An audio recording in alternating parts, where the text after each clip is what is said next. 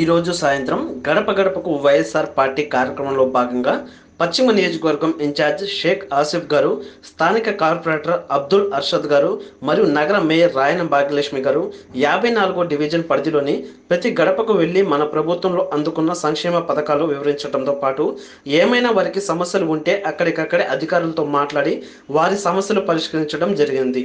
ఈ కార్యక్రమంలో పశ్చిమ నియోజకవర్గం ఇన్ఛార్జ్ షేక్ ఆసిఫ్ గారు మరియు స్థానిక కార్పొరేటర్ అబ్దుల్ హర్షద్ గారు మరియు నగర మేయర్ రాయన భాగ్యలక్ష్మి గారు, వివిధ కార్పొరేటర్లు మరియు వైఎస్ఆర్ పార్టీ నాయకులు, కార్యకర్తలు పెద్ద ఎత్తున పాల్గొనడం జరిగింది. చంద్రబాబు నిలబడినా నాపై గెలవడం కష్టం, వైసీపీ గెలుపు ఖాయం.